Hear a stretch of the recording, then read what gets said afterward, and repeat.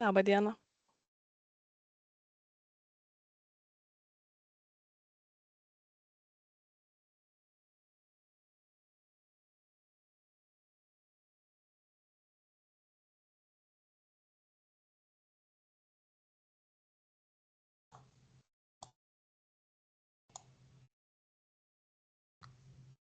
Labą pavakarę, sveiki, nežinia, ar Sveiki. girdėsis.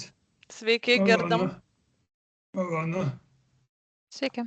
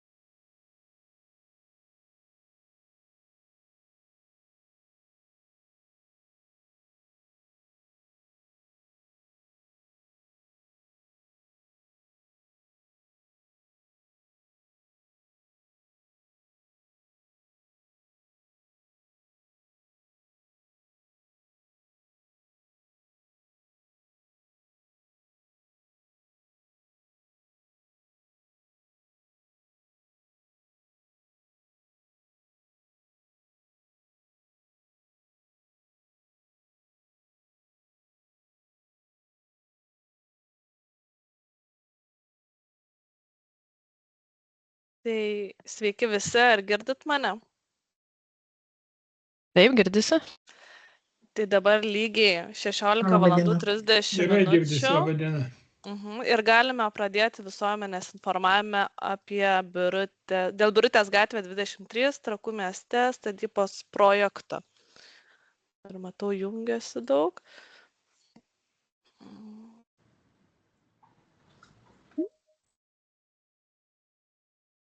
Taip, tai visus informuoju, kad viso šio susirinkimo metu yra daromas vaizdo ir garso įrašas. Taip pat šis įrašas vėliau po šio susirinkimo bus viešas, viešai prieinamas. Informacija apie viešą susirinkimą buvo paskleista keliais būdais. Tai vienas būdas buvo informacija paskleisti pastatant stendą greta sklypo ribos iš Birutės gatvės pusės su visa informacija apie šį susirinkimą. Taip pat visi kaimyniniai sklypai buvo informuoti registruotais laiškais ir Trakų savivaldybė paskelbė savo interneto svetainėje taip pat apie šį susirinkimą. Šio susirinkimo eiga, tai Bauland architektai pristatys projektinius sprendinius. Po pristatymo aptarsime iki viešo susirinkimo gautus pasiūlymus ir klausimus ir tuomet jau bus klausimų atsakymų sesija. Tai labai prašysiu visų pakelti rankytę, kas norės pasisakyti, kad nebūtų chaoso ir pertraukinėjimo. Taip. Statytojas Trakų rajono savivaldybė, užsakovas Trakų rajono savivaldybės administracija, projektuotojas įmonės UAB Plan ir MB Bauland, susirinkimo pirmininkė UAB Plan projekto koordinatorė Justė Milkintienė ir susirinkimo sekretorė UAB Plan projekto vadovo asistentė Ieva Žigaitinė. Projektinius sprendinius parengė projekto vadovas Arūnas Latakas, architektai Bauland komanda Donatas Baltrušaitis, Milda Pacevičiūtė, Agnė Dailidaitė, Mykolas Češkus, Izabelė Čižinauskienė ir Edgaras Topelis. Viešo susirinkimo dalyviai visi registruojami, žinutės langelyje yra įkelta nuoroda, kur labai prašau visų užsiregistruoti, parašyti vardą, pavardę, elektroninio pašto adresą ir telefono numerį. Kadangi vis tiek bus diskusija ir visi siūlys savo pasiūlymus, pastebėjimus, visus juos registruosime ir po susirinkimo per 5 darbo dienas bus peržiūrėti, išanalizuoti pasiūlymai, atsakyta juos, pritarta arba motyvuotai atmesime ir visiems pateikusiems pasiūlymus, kurie bus užsiregistravę, pateiksime atsakymus raštu elektroniniu paštu. Tai labai prašau tikrai visų užsiregistruoti.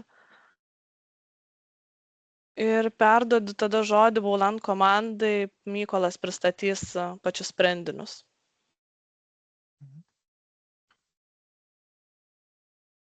Taip, kol Mykolas įjungs prezentaciją, irgi gal trumpai prisistatysim, irgi esame iš projektuotojo MB Bauland atstovai, aš Donatas Baltrušaitis, architektas urbanistas, Mykolas Češkus kolega kraštovaizdžio architektas, ir dar prisijungus yra Milda Pacevičiūtė, architektė. Tai gal tada pradėkim tą mūsų projektinį pasiūlymų pristatymą. Stengsimės irgi papasakoti, kokia buvo viso projekto eiga, kad būtų aiškumas, kurioje projekto stadijoje pats projektas yra šiandien, koks buvo procesas, ir pasistengsim tuos sprendinius atsižvelgdami į visus per ilgą projektavimo procesą gautus visuomenės pasiūlymus, detaliai atsakyti, pažymėti tam tikras vietas, kur buvo keliami nuogastavimai ar gal tam tikri irgi argumentuoti klausimai. Tai einam prie kitos skaidrės. Taigi, čia jau įžangą jau padarė kolegė Justė Šaplan. Tai pats projekto procesas turbūt gal kai kas iš jūsų, kurie esate prisijungę šiandien, klausotės projektinių pasiūlymų viešinimo, galvojate, kad šis projektas jau buvo viešintas, tai yra visiška tiesa. Dar 2022 metais buvo projektas inicijuotas statytojo Trakų rajono savivaldybės administracijos. Buvo rengiami susitikimai su bendruomenė, tiek oficialūs, tiek neoficialūs. Vyko susitikimai teritorijoje, taip pat suderinančiomis institucijomis, buvo atlikta esamos būklės analizė, na ir dar 2022 metais projektas buvo viešinimas, taigi projektinių pasiūlymų stadija buvo viešinima, taigi aišku, natūraliai kyla klausimas, kodėl esame čia dar kartą, nes tas praeitas projektinių pasiūlymų viešinimas buvo pristatomas Trakų rajono savivaldybės patalpose, buvo pristatymas gyvas, jisai buvo oficialiai patvirtintas, į visus visuomenės klausimus buvo atsakyta, bet esame čia šiandien dar kartelį dėl to, kad iš esmės sekančiose projekto etapuose, rengiant būtent techninį projektą ir derinant sprendinius su projektą derinančiomis institucijomis, tai yra Trakų istoriniu nacionaliniu parku ir kultūros paveldo departamentu, buvo gautos tam tikros pastabos, dėl kurių reikėjo keisti tam tikrus sprendinius. Na, paprastai tariant, reikėjo tikslinti stadiono pagalbinio pastato lokaciją. Ir įstatymų nustatyta tvarka, atsiradus tokiem pakeitimam, reikalinga projektą perviešinti. Na ir be abejo, eigoje projektavimo tam tikri sprendinių momentai pasišlifavo. Tai šiandien esame būtent irgi techninio projekto rengimo stadijoje, bet prieš visą procesą, na, irgi gavome papildomų visuomenės komentarų, įžvalgų ir taip toliau. Na ir stengsimės atsakyti į minėtus nuogąstavimus ar pasiūlymus tiek pristatymo metu, na ir be abejo oficialiai jau atsakysime į kiekvieną gautą oficialų klausimą būtent po projektinių pasiūlymų pristatymo ir pereisime į gyvą diskusiją. Tai vyksta šiandien būtent tas pakartotinis projektinių pasiūlymų viešinimas. Einam toliau. Taipgi pristatymo turinys yra, pradėsime vėlgi nuo analizės, ambicijos, funkcinių zonų formavimo, kokie buvo iš viso gauti norai būtent visuomenės, kokius pageidavimus turėjo šiai teritorijai didesnė dalis tiek vietos gyventojų, tiek aplinkinių, tiek ir visų trakiečių, sakykime, nuomonė ir apibendrinsim. Buvo iš tikrųjų viso proceso metu labai daug skirtingų, sakykime, socialinių grupių teikia labai skirtingus lūkesčius teritorijai, kuri šiai dienai dar mūsų žiniomis taip pajuokaujant vadinama Sahara vietinių gyventojų, kad yra iš tikrųjų tam tikrų probleminių taškų. Na, puikiai žino teritoriją, tai ji šiai dienai iš tikrųjų neveikia tiek, kiek turi potencialą tapti būtent pilnavertę, žaliąją, viešąją, būtent Trakų istorinės gyvenvietės dalimi. Toliau eisime į apibendrinimą tų gautų visų pasiūlymų, įžvalgų, pereisim per pagrindinius sprendinius, užtvirtinsim tuos momentus, kurioje vietoje iš tikrųjų nuo praeitų projektinių pasiūlymų oficialiai paviešintų pasikeitė sprendiniai ir kodėl. Na ir užbaiginėsime paaiškindami, kokius sprendinius siūlome mažosios architektūros, medžiagiškumo ir būtent kraštovaizdžio architektūros formavimo visame projekte. Taigi perduodu irgi žodį jau kolegai Mykolui Šečkai ir vietomis irgi sekant šį pristatymą papildysim vienas kitą, kad pristatymas būtų kuo pilnavertiškesnis. Labai, tai pratęsiu. Tai, kaip ir minėjo, pirmasis punktas yra tiesiog teritorijos analizė, ambicijos ir funkcinių zonų formavimas. Tai, kaip jau visi žinote, apie kokią lokaciją kalbame, tai tiesiog esama ta situacija ir kur konkrečiai yra pačiose Trakuose vieta. Mūsų sklypas yra apie 4,8 hektarų plotas. Ir čia buvusi situacija, dabar jinai yra pakitusi, esama to stadiono nebeliko, bet prieš tai buvo.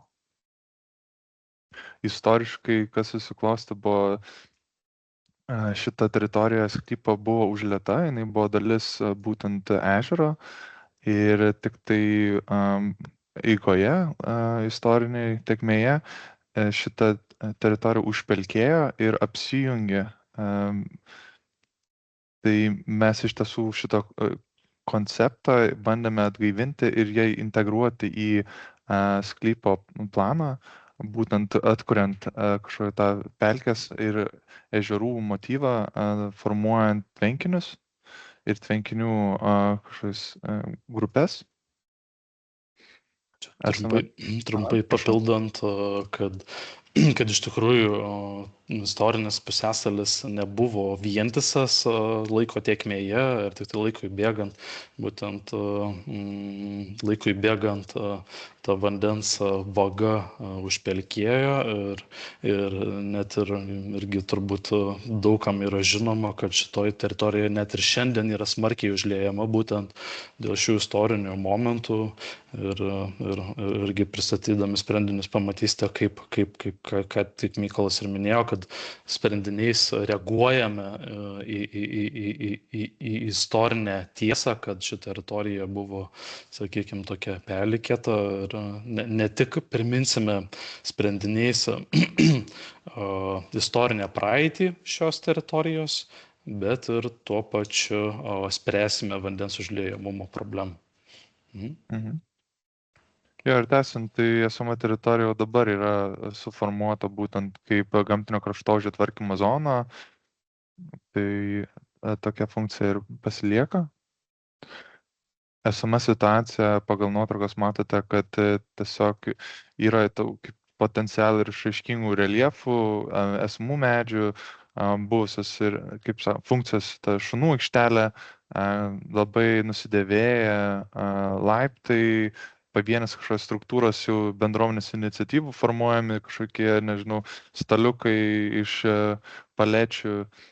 Tai tokie va tie vaizdai. Papildant didelę vertybę šios dienos yra tai, kad skirtingos dalys teritorijos jau šiai dienai yra aktyviai naudojamos, kaip pavyzdžiui šunų aikštelė arba tam tikra labai svarbi vertybė yra natūrali gamtinė aplinka, istoriškai susiformavęs reljefas, kurio taip pat negalima pagal galiojančius teisės aktus keisti, taigi vėlgi sprendiniai prisitaiko prie esamo reljefo. Ir kita labai svarbi vertybė yra, kad aplinkinė gyventojų bendruomenė, kuri yra iš tikrųjų aktyvi ir turbūt nori, kad ši teritorija keistusi į gerąją pusę. Iš tiesų, tai bendruomenė jau dabar ėmasi priemonių tvarkyti tą teritoriją, apgenėti medžius, pjauti kažkokią veją ir kažką, kaip sakant, tvarkosi bendrai. Bet perinant prie kažkokių judėjimo srautų, pagal mūsų analizės informaciją, ką esam surinkę, tai matosi šitoje kairėje pusėje žmonių srautai, judėjimas. Čia pagal meta duomenis ir tada šitoje dešinėje pusėje dviračių judėjimo srautai. Tai matom iš tiesų, kad šiuo metu irgi tas srautų judėjimas egzistuoja pro teritoriją. Jis yra aktyvesnis būtent pėsčiomis, dviračiais yra pavieniai, tikriausiai pravažiavimai. Paprastai tariant, galime sakyti, kad šiai dienai egzistuojančių neformalių takų, neoficialių takų ir šiek tiek oficialių yra nemažai ir atsižvelgiant būtent į žmonių šiandienos judėjimą, būtent tose vietose ir formuojami nauji takai, kur labai akivaizdžiai pastebimas ir šios dienos kasdienis naudojimas šioje teritorijoje. Tos būtent jungtys siekiant nueiti prie ežero per teritoriją, link istorinės Karaimų gatvės ir taip toliau. Ja, tai iš tiesų, ką Donatas ir sako, mes remiamės tas analizės duomenimis ir mūsų paskui konceptas labai atsispindi būtent į tai. Mes ir formuojam projektuojamus takus pagal tą jau nusistovėjusi kažkokie, kaip sakant, tos pobūdį, kur žmonės įproti vaikšto. Tai pagrindinis buvo srautas iš tiesų tarp Birutės gatvės šitos įstrižainės kampe iki Maksimos. tai ir pasilieka pagrindinė pėsčiųjų ir dviračių jungtis taip pat. Tai, bet žiūrint į gamtinį karkasą, mes turime ežero kraštus, Lukos ežero ir Totorio ežero. Jie yra tankiai apželinti, ten yra esami medžių masyvai, tai mes bandom atgaivinti tą kažkokį žalį koridorių su ašimis žaliomis. O tada žiūrint į pėsčiųjų srautus, tai kaip ir minėjom, juos išlaikom esamus ir tiesiog apjungiam.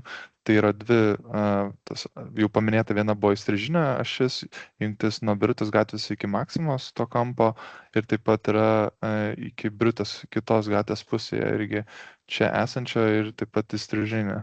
Čia aišku galima paminėti, kad laikui bėgant nuo Ardžių stadiono, irgi kaip kažkas labai teisingai pastebėjo pokalbių lange, kad iš tikrųjų tie srautų dar padaugėjo. Tai reiškia, kad tikrai teritorija yra vaikštoma intensyviai net ir šiai dienai. Jo, bet tikriausiai teritorija yra naudojama labiau kaip tranzitinė erdvė, kur praeinama, joje nėra užsiliekama ir nėra to vaikščiamo galbūt ratu ar kaip kažkam parke, nebent yra tikriausiai vedžiojamas šuo, kur jau tada priversinai turi pastovėti ir apeiti kažkokį greit ratą. Bet esant tada dviračių oficialios jungtis, jų nėra teritorijos viduje, yra tik tai palei Birutės gatvę ir šitą Vytauto, jeigu neklystu, bet išorėje tiesiog čia palei nugarą. Tai mes oficialių dviračių jungčių irgi neprojektuojam, kad būtų jos, kaip sakant, dedikuotos tik tai dviratininkams, tai būtų labiau mišraus judėjimo jungtis, kur pėstieji kartu galėtų su dviračiu pravažiuoti arba praeiti. Taip pat trumpai tariant, pagrindiniai funkciniai takai, kurios dar parodysim sklypo plane, pritaikyti yra tokio pločio, kad pilnavertiškai leistų pravažiuoti tą bendram srautui tiek pėsčiųjų, tiek ir dviratininkų. Nors tai ir nebus oficialūs dviračių takai, bet su atitinkamu bendro judėjimo ženklu bus tą galima daryti. Ja, tai čia tiesiog pagal tos parkų standartus dažniausiai taip ir yra daroma. Ir tada automobilio eismas, tai iš tiesų automobilio eismą mes nekoreguojam, jis kaip šiuo metu yra tos šalimais gretutinės gatvės, toks jis ir paslieka, projektuojamas tik tai aptarnavimui transportai, važiavimas, kad galėtų tarnaujantis transportas įvažiuoti į parką, surinkti šiukšles, pavyzdžiui, arba renginių metu. Na ir aišku, naujos išilginės parkavimo vietos šalia multifunkcio stadiono su keliomis vietomis autobusų sustojimą, bet apie tai šiek tiek vėliau sprendinių. Tai čia palei Birutės gatvę. Taip. Ja, ir tada, manau, galim įdėti čia tiesiog padidinta schema dėl pėsčiųjų srautų, bet tuoj prieisime prie irgi sklypo plano, paskui galėsim pamatyti iš tiesų, kaip tai reflektuoja. Tai čia tiesiog ką sakom, kad svarbus tas judėjimas yra ne tik viduje teritorijoje, bet ir pačiam bendrai pusiasalyje, kad tas pėsčiųjų srautai būtų ne fragmentiški, o nenutrūkstantis. Ne, ir tada perinam prie antros temos, tai tiesiog apibendrintant gyventojų ir bendruomenės pasiūlymus pačiai teritorijai mūsų. Tai iš ankstinių, kaip sakant, komentarų ir bendrų susirinkimų, kurio metu galėjo bendruomenė savo pasiūlymus pateikti, buvo čia taip suskirsta į aktyvaus laisvalaikio veiklą, rekreacinės bendruomenės veiklą ir kiti pasiūlymai. Tai buvo pasiūlymas ir prašymas iš tiesų palikti futbolo stadioną. Ir tai buvo labai užakcentuota, įrengti dirbtinę dangą jai, kad galima būtų iš tiesų žaisti tada visus metų laikus ir žiemą. Ir tada buvo taip pat pasiūlymas galbūt kažkokią čiuožyklą, ledą turėti jau galbūt žiemos metu, sukurti taip pat kietos dangos erdvę riedlenčių, riedučių sportui, įkurti zonų su lauko treniruokliais, įrengti kombinuotą lauko teniso ar tinklinio aikštelę, sukurti multifunkcinę sporto aikštelę. Tada perinant prie rekreacinės bendruomenės veiklų, tai yra įrengti mažosios architektūros paviljonus su bendruomeniniais edukaciniais užsiėmimais įkurti bendruomeninį kažkokį sodą, numatyti erdvę tėveliams su vaikais bei jaunimui ir įrengti supynės čiuožyklas, taip pat vaikų žaidimų aikštelės. Ir tada prie kitų pasiūlymų buvo pakeisti stadioną esančias patalpas ir tribūnas į modernesnes, nes jos buvo pagyvenusios, tiksliau atgyvenusios ir jau nebetinkamos ir jas nebuvo adekvačiai pritaikytos būtent tom paskirtim.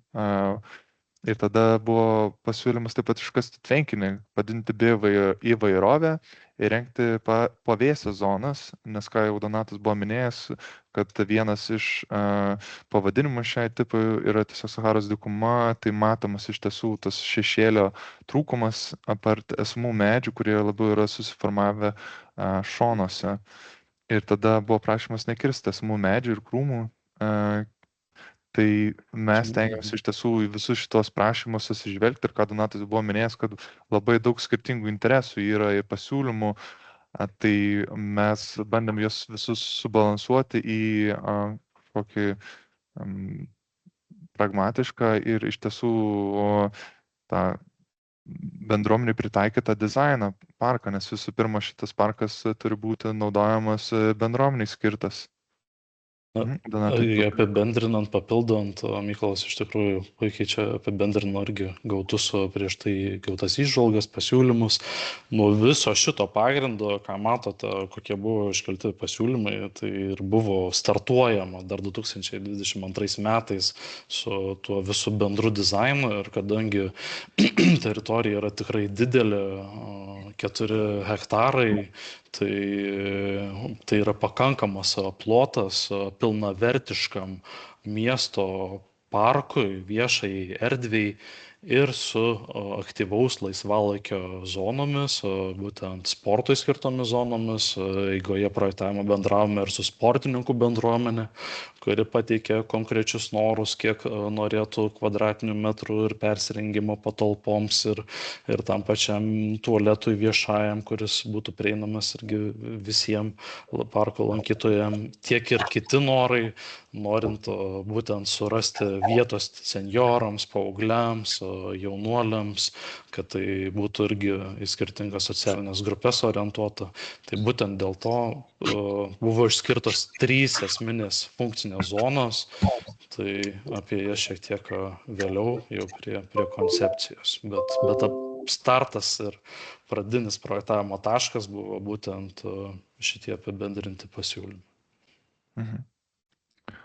Jo, tai iš tiesų galim keliauti link mūsų pasiūlymų, tai yra trečia tema, parko projektiniai pasiūlymai. Tai tie 3 punktai, kurios Donatas jau buvo ką tik paminėjęs, tai yra tiesiog išskirstyta tas parkas į 3 skirtingas zonas, tai yra sportas ir aktyvus laisvalaikis, bendruomeninės ir edukacinės veiklos ir natūralios gamtos želdinių zonos. Tai prie sporto ir aktyvaus laisvalaikio yra priskirta multifunkcinis stadionas, riedlenčių riedučių paspirtukų sporto aikštelė, multifunkcinė sporto aikštelė, kur galima būtų žaisti krepšinį ar tenisą, zonos su lauko treniruokliais. Ir tada jau aplink stadioną yra stadiono pastatas su tribūnomis. Tada judant prie bendruomeninės ir edukacinės veiklos yra paviljonas, stoginė bendruomenės ir kitoms edukacinėms veikloms, bendro naudojimo kažkokie stalai, piknikams, griliai, multifunkcinė pieva renginiams, kur galėtų susirinkti didesniam truputį renginiui vietinę bendruomenę ir jau tada Trakų gyventojai, jau te paminėti griliai, tada erdvė tėveliams ir vaikams, tai čia labiau ir vaikų žaidimų aikštelės, šunų vedžiojimo ir dresiravimo aikštelės. Ir tada yra trečia zona išskirta natūralios gamtos želdynų zonos, tai yra tiesiog tie rekreaciniai ramaus poilsio pažintiniai takai su informaciniam stendais, tada apžvalgos vietos su panoramomis į ežerą ir kultūros paveldo objektus, poilsio vietos su staliukais ir stalais lieptais, tvenkiniai su šlabalėmis ir nauji ekologiniai koridoriai. Būtent sklypo plane siekta šią projektavimo užduotį balansuotai surasti, kuri funkcinė zona šioje projektuojama teritorijoje yra logiškiausia. Tai galime į toliau. Jo, tai ta esama, tiksliau, ta situacija matosi dešinėje ir Birutės parko ambicija buvo tiesiog šiuo metu esama modernizmo architektūros stiliaus rajono teritorija su sovietinio planavimo daugiabučiais ir neįveiklintomis erdvėmis tarp pastatų paversti į estetiškai patrauklę parko teritoriją orientuotą į vietinę bendruomenę. Ir tada mūsų Birutės parko koncepcija yra iki 16 amžiaus projektuojama teritorija buvo Lukos ežero dalis, dalinusi Trakų miesto pusiasalį į 2 atskiras dalis. Vėliau ežeras virto Onežerio pelkė. Siūlomi nauji parko sprendiniai, organiškos formos ir natūralistiniai augalai su tvenkiniais reaguoja į vietovės vystymosi istoriją. Tai iš tiesų mes labai norim irgi tą užakcentuoti, kad tiesiog tie tvenkiniai yra vienas iš esminių dalykų ir ta ramaus poilsio rekreacinė zona. Tai tų tvenkinių yra tas pagrindinis tvenkinys ir šoninis sausbalės su drenavimo kanalais. Tai visa ta sistema iš tiesų taip pat apart to, kad tai yra dar vienas papildomas pliusas parkui, kur malonu leisti laiką. Ir tiesiog tokios daugiau įvairovės, tos gamtinio įvaizdžio, bet taip pat tai padeda suvaldyti būtent paviršinio vandens nutekėjimą.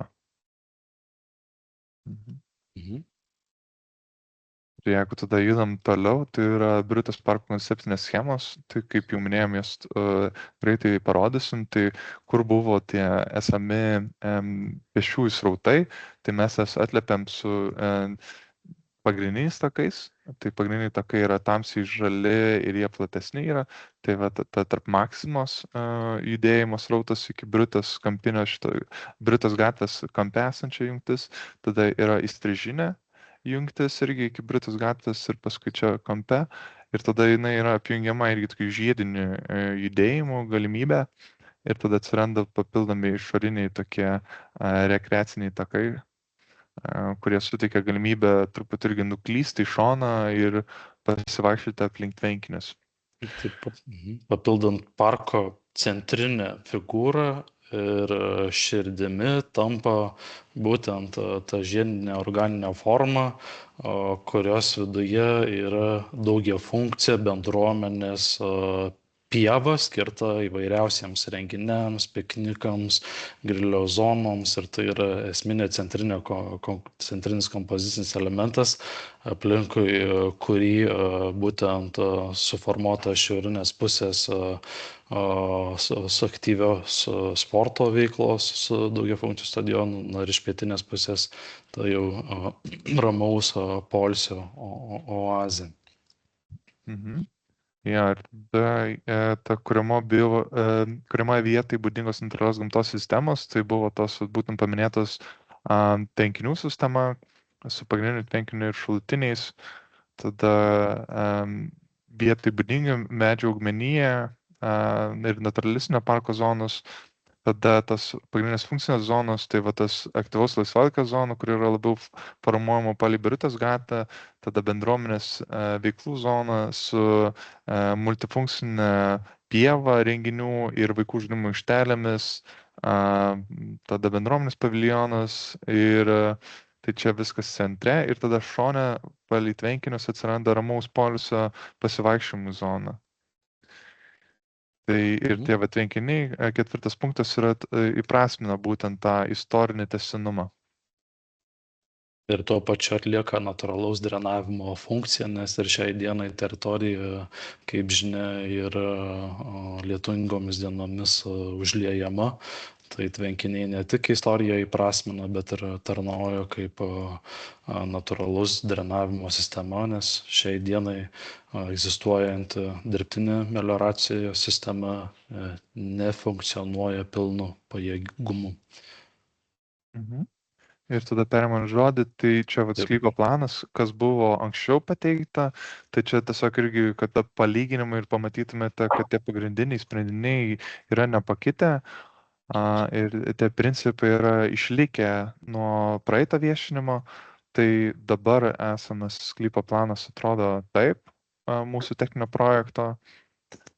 Tai tos funkcinės zonos, kas yra tas stadionas futbolo, jis yra čia, tada pastatas yra pakitęs jo teritoriją, lokaciją čia, bet daugiau apie pakitimą priežastis neužilgo.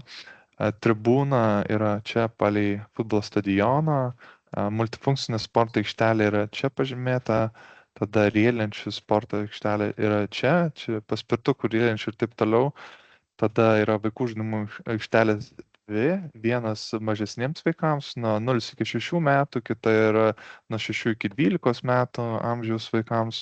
Tada yra bendruomenės paviljono struktūra, centrinė dalyje čia, pažymėta pastatinys, tada yra mažesnės pavėsinės, yra C1 čia pažymėta ir C2 čia. Tai tam yra jas tiesiog pabarstytas skirtingos pagal jų funkcijas ir tiesiog, kad būtų galimybė visame parke, čia dėl pavėsinių paslėpti nuo lietaus, turėti kažkokį šešėlį ir taip toliau. Ir tada yra tie tvenkiniai, pagrindinis tvenkinys yra čia, centre, o tada iš šono turime tas sausbalės.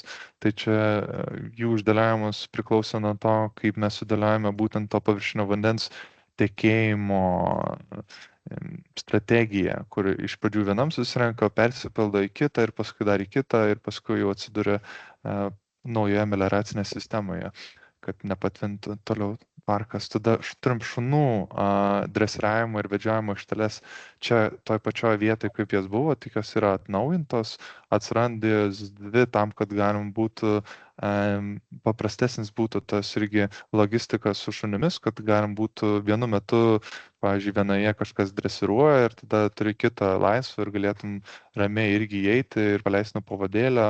Tai čia tam irgi tokiam paprastumui, labiau lankščiam tokiam naudojimui. Ko dar nepaminėjau iš tiesų, to laisvo tokio rekreacinio pobūdžio tos zonos su griliaus zonomis ir stalais yra čia šitoj zonoje. Čia yra kampe apžvalgos aikštelė su supynėmis, labiau tokiamis aukštomis medinėmis suaugusiems. O tada yra tie pagrindiniai takai tamsiai pilkai pažymėti, kaip jau buvo paminėta, tada šviesiai pilkai yra rekreaciniai takai, tokie šalutiniai, siauresni ir tada čia buvo labiau užėjimas ant šlaito, tai čia yra tiesiog prašienavimo pieva, čia nėra oficialus takas, labiau tiesiog tamsiai žaliai yra kažkokie želdiniai, želdynų masyvai, o šviesiai žaliai yra šienavimo pieva. Tai čia tik tai, kad būtų galimybė kažkaip užsilipti iš parko teritorijos arba iš šono, būtent ant tos kalvos. O žiemos metu, kad būtų galimybė būtent tą ilgąją trasą, galbūt su rogutėmis nučiuožti pagal bendruomenės prašymą. Tai Donatai tikriausiai nori kažką papildyti. Taip, tai Mykolai labai puikiai apibendrinai plačią sprendinių visumą. Kaip matote, tikrai daug kas gali sutilpti į beveik 5 hektarų ploto teritoriją. Čia irgi taip įsivaizdavimą galvoje, kad palygintumėte Vilniaus didžiausią viešąją erdvę Bernardinų sodą. Tai jisai yra apie 8 hektarus. Tai, sakyčiau, ne tiek daug atsilieka ir ši teritorija pagal plotą ir iš tikrųjų gali sutilpti tie pagrindiniai norai, kurie buvo išsakyti viso projektavimo proceso metu. Ir tie subalansuoti sprendimai ir atsirado šiuose pasiūlymuose. Gal dar galima paakcentuoti, kad buvo dar išskirtinis toksai prašymas suprojektuoti unikalų žaidimų įrenginį, kuris nebūtų standartinis, nebūtų eilinis, bet kad jisai primintų kažkiek interpretuotų istorinės Trakų pilies motyvus. Tai irgi būtent atsižvelgiant į šį prašymą buvo net ir sukurta unikalaus dizaino vaikų žaidimų aikštelė, kurios vizualizaciją taip pat vėliau parodysime. Einam toliau. Jo, tai čia tik tai dar sykį parodant, kur kas egzistuoja, kad įsimintumėt ir galėtumėte geriau tiesiog įsivaizduoti, bet mes kaip ir praėjome, tai Tai man atrodo, kad viskas tvarkoja, galim judėti tolyn. Ja. Čia pradedam su vizualizacijom, tai turim porą vaizdų, kuriais norėtume pasidalinti. Tai čia vienas iš yra tvenkinių, ramaus poilsio ir pasivaikščiojimų zona. Tai čia vizualizacijoje matote tą pagrindinį tvenkinį su tom pavėsinėm. Tai turime bendruomenės paviljoną, kuris yra žiedo formos, tai prieisim prie jo, o čia yra pavėsinės, kuriuose galima būtų pasislėpti būtent nuo lietaus, turėti kažkokį šešėlį ir taip pat bendruomeniai susirinkti kažkokioje, nežinau, šventėje ar kažkam jau neoficialiai susiorganizavus. Ja. Tai tada einam prie tos pagrindinio bendruomenės paviljono, tai kuris yra centrinė dalyje, tai čia ateinam iš 22 metų PP praktinių pasiūlymų medžiagą, ką turėjome. Tai apibendrinant ją, mes turėjome betoninę struktūrą, kuri pakelta ant metalinių ar betoninių polių buvo. Jinai yra iš tiesų tokios netaisyklingos žiedo formos, link amebos formos. Centre turime iškirpimą medžiui augti. Čia, kad visi suprastų, mes rodom, kas buvo 2022 metų projektiniuose pasiūlymuose ir parodysime, į ką pasikeitė šiai dienai. Būtent bendruomenės tokia kaip ir pavėsinė. Tai šitas sprendinys, nors ir buvo paviešinti projektiniai pasiūlymai ir oficialiai jiems buvo pritarta, tačiau gavome pastabas oficialias iš kultūros paveldo departamento. Trakų istoriniam nacionaliniam parkui tarsi tiko šie sprendiniai, tačiau iš kultūros paveldo departamento buvo gauta pastaba, kad gal vis tik reikėtų kažkokio interaktyvesnio elemento, kad nebūtų tik tai kažkokia gal stoginė, bet kad būtų, sakykime, daugiau kažkokių papildomų organizuojamų veiklų, būtent šalia centrinės daugiafunkcijos pievos, todėl persvarstė daug įvairaus dizaino variantų, priėjome prie sekančios skaidrės, būtent, gali perjungti, Mykolai, tai būtent perėjome prie tokio dizaino, kuris tiko ir patiko Trakų istoriniam nacionaliniam parkui, kultūros paveldo departamento atstovams, būtent tokia žiedinė organiška forma, kuri įrėmina centrinę viešąją erdvę su suoliukais, atsisėdimais ir gal svarbiausias momentas šito žiedinio tako dizaino yra tas, kad užlipus ant pačio viršaus atsiveria panoramos tiek į Trakų kultūros paveldą iš įvairių pusių ir taip pat gal svarbiausia panorama užakcentuoto Trakų istorinio nacionalinio parko, tai būtent panoramos į Lukos ežerą. Tai tarnauja ir kaip apžvalgos taškai tokie. Na, ir matote, šalia laiptų taip pat suprojektuota, pasiūlyta vaikų čiuožinėjimo tokios kaip čiuožyklos ir kaip papildomas interaktyvus elementas. Na, ir centrinė figūra tampa brandus medis, būtent kaip kompozicinis centras ašis. Ir aišku, matėme ir komentarus, nuogąstavimus, kad šis sprendinys yra per arti esamų daugiabučių gyvenamųjų namų. Tai galime tik tai nuraminti, gal čia vizualizacijoje kartais šiek tiek gali atrodyti apgaulingai, bet parodysime planą, tai vien nuo šios apžvalgos rato, jei galima jį taip pavadinti, yra 25 metrai atstumas iki daugiabučio, tai netgi daugiau.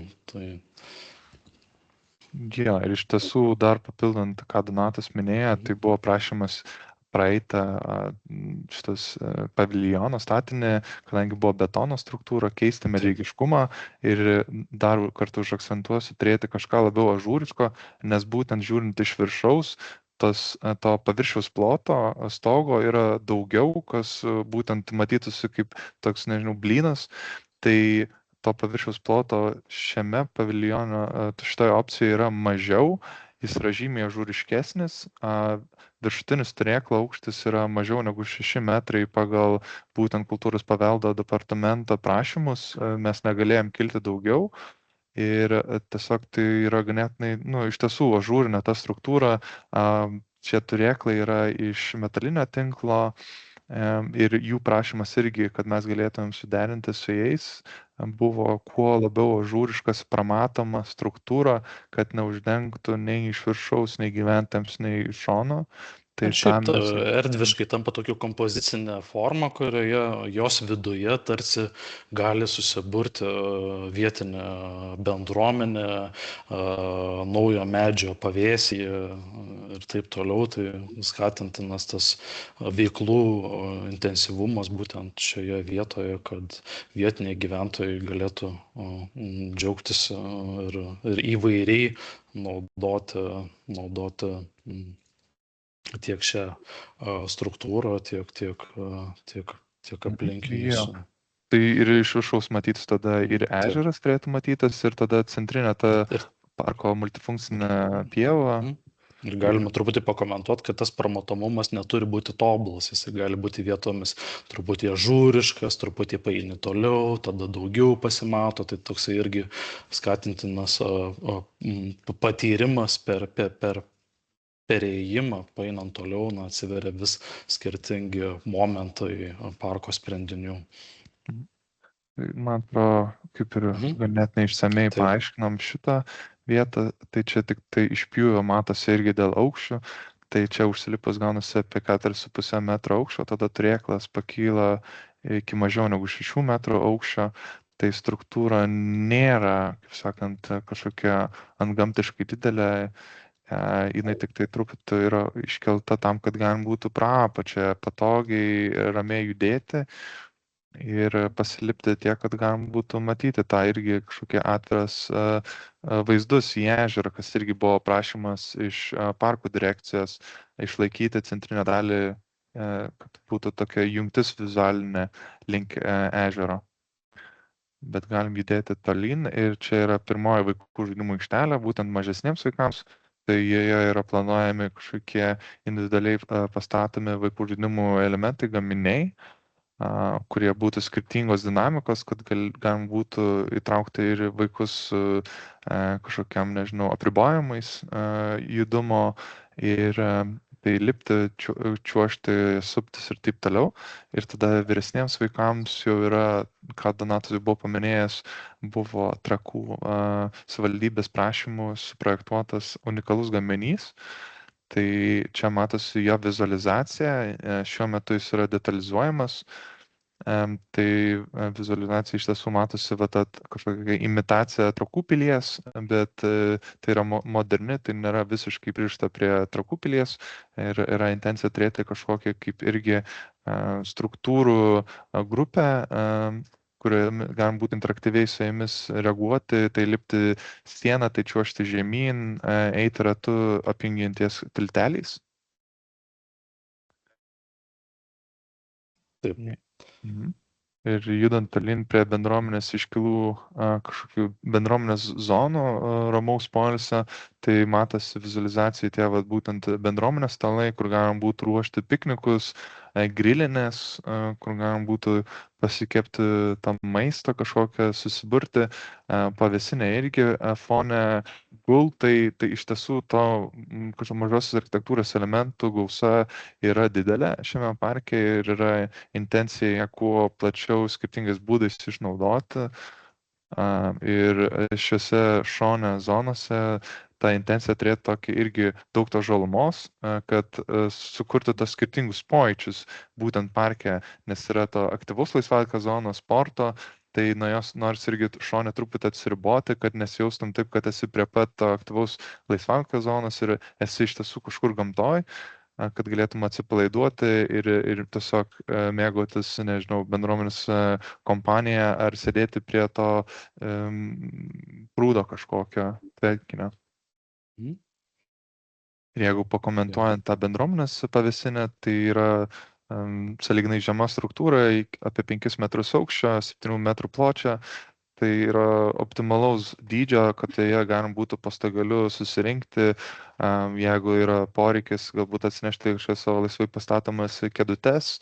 Čia jau kaip bendruomenės, nežinau, kūrybiškumas atsiskleis, ar tai norės pasišokti, ar tiesiog pasibūti, pasisėdėti ir taip toliau. Galima šiek tiek apie architektūrą pašnekėti, būtent mažai architektūrą, stoginę architektūrą, prieisim ir prie stadiono pastato pagalbinio, kad vėlgi inspiracija yra tam tikros tradicinės formos, šiuolaikiškai interpretuotos, pasitelkiant medį kaip pagrindinę konstrukcinę medžiagą. Ir jos tarsi taip kuo buvo siekęs, kad kuo natūraliau įsilietų į gamtinę jautrią aplinką. Ačiū. Jo, kažkieno girdėjusi fone truputį pokalbis, tai jeigu galite išsijungti mikrofoną, kad netrukdyti viens kitam. Ačiū. Ir tada tęsiant, buvusi pastato lokacija buvo čia šone, prie stadiono. Tie tūriai buvo 3 apjungti stogų. Ir dabar nuo tos senesnio viešinimo, būtent kodėl yra priežastis šiam viešinimui, yra pakitusi to pastato lokacija. Tai čia matosi, kaip anksčiau atrodė iš vizualizacijos, tas pats statinys, gale stadiono. Čia planelis matosi, būtent su vidaus išplanavimu ir stogo planu. Reikia užakcentuoti, tai yra 2022 metų projektinis pasiūlymas, kuris netiko Trakų istoriniam nacionaliniam parkui ir dėl to eigoje buvo rastas sprendimas, kuris tiktų kultūros paveldo profesionalam, kad dėl ko, kaip ir buvo minėta, vykdomas šis pakartotinis viešinimas ir galim prieiti jau prie naujo dizaino. Jo, tai iš tiesų, galbūt prieš ateinant prie naujo dizaino, priežastis, kodėl netiko, būtent tai buvo, kad šioje lokacijoje nebuvo istorinio užstatymo, tai mes grįžome prie istorinių dokumentų ir ieškojame lokacijas, kur buvo tas istorinis užstatymas. Tai čia matosi būtent raudonai yra sklypo teritorijos ribos ir mėlynai pažymėta apibrėžta, kur buvę kažkokie pastatai, buvęs istorinis užstatymas. Tai matosi labai aiškiai, kad palei Birutės gatvę buvo pora vietų ir viena iš jų buvo čia kampe. Ir aišku, čia 1934 metų istorinio plano fragmentas, kuriame matosi ne tik istorinės užstatymas, kur Mykolas jau parodė šiaurinėje projektuojamos teritorijos dalyje, kur šiai dienai dabar jau relokuotas stadiono pagalbinis pastatas. Matosi ir tuo pačiu, kad dar tada prieš beveik 100 metų buvo gera pelkė šioje teritorijoje ir jie tą pelkę, sakykime, taip nereikėtų visiškai jos ignoruoti, nes tikrai reljefas šioje vietoje yra pakankamai žemas ir tie sprendiniai būtent dėl to ir atliepia tą istorinį momentą. Ir taip, einam toliau. Jo, ir tada dar porą schemų, kad aiškiau suprasti tą situaciją. Tai mes turim Birutės gatvės sklypo ribą, kuri ribojasi su Birutės gatve. Ir tada turime tą paminėtą 34 metų užstatymą. Tai čia raudonai jau dabar apibrėžta, nebe mėlynai. Ir viena iš jų lokacija yra būtent ta viršuje esanti kampe. Tai mes tada susideriname taip, kad leido mums būtent šioje zonoje, paskutinė schema dešinėje, šioje zonoje formuoti tą kažkokį naują užstatymą stadiono pastato. Radom visom suinteresuotom pusėm, derinančiom institucijom palankiausią sprendimą. Buvo ieškota įvairiausių opcijų, siekiant atliepti istorinį, sodybinį, perimetrinį užstatymą. galime eiti prie to, kuris buvo sprendinys pasirinktas kaip tinkamiausias ir geriausias ir parodyti jo vizualizacijas. Jo. Taip, taip. Čia dar bendras vaizdas visos projektuojamos teritorijos, kuri iš tiesų yra nemaža. Ir matosi, kad šiaurinėje dalyje, būtent istorinėje vietoje, ir atsiranda nauja pastato lokacija, formuojant sodybinį perimetrinį užstatymą. Ir dar apie architektūrą šiek tiek galime eiti prie kitų skaidrių. Galiu Mykolai papasakoti. Aha, jo, tai kaip matote, palei Birutės gatvę dabar yra suformuotas tas naujas pastatas stadiono. Jis buvo būtent suformuotas tas kaip sodybinio perimetrinio principu. Tai turime tūrį, kuris yra vienas palei gatvę, su šlaitiniu stogu, ir tada kitas tūris, kuris yra truputį aukščiau, akcentas būtent kaip įėjimui į parką. Jis atsigręžęs savo stogų yra būtent į gatvės pusę. Tai pats fasadas yra medinis, natūralus medžio, jis paskui čia truputį gelsvas, jis turi būti gelsvai pilkšvas pagal būtent kultūros paveldo departamento pastabas. Tai ir tada langai yra ažūriškai paslėpti už būtent medinių briuselių. Tai intencija jį turėti tokiu, atsižvelgiant į istorinę kažkokį tą braižą Trakų savivaldybės ir Trakų centro, ir tada tiesiog sutalpinti tą būtent funkciją į vidų kažkaip jautriai ir grakščiai. Tai dabar iš šono esantis matosi tas būtent pagrindinis įėjimas, tai kitai vizualizacijai dar labiau matysim tai, bet iš planavimo matosi, kaip sakant, tos persirengimo kabinos, trenerio kambarys. Tai turime 2 persirengimo kambarius, tada tualetus, taip pat kartu su viešais tualetais, kas yra šone mėlynai pažymėta. Ir tada matosi būtent tos išklotinės fasado su briuseliais apkaltomis ir tais įėjimų į parką čia šone. Ja, jeigu... Ir jeigu taip irgi dar papildant, kad ieškojame to tikrai kuo subtilesnio balanso tarp šiuolaikiškos architektūros ir tradicinio medžiagiškumo bei tradicinių architektūrinių formų, ir būtent tas šlaitinis stogas, kaip Mykolas ir minėjo, suformuoja, tarsi kviečia lankytojus į parką, praleidžia kaip tam tikri parko vartai, būtent per egzistuojantį šiai dienai intensyvų pėsčių judėjimo srautą, praleidžia žmonės į vidų, o likusi pastato dalis tarnauja kaip būtent daugiafunkcio stadiono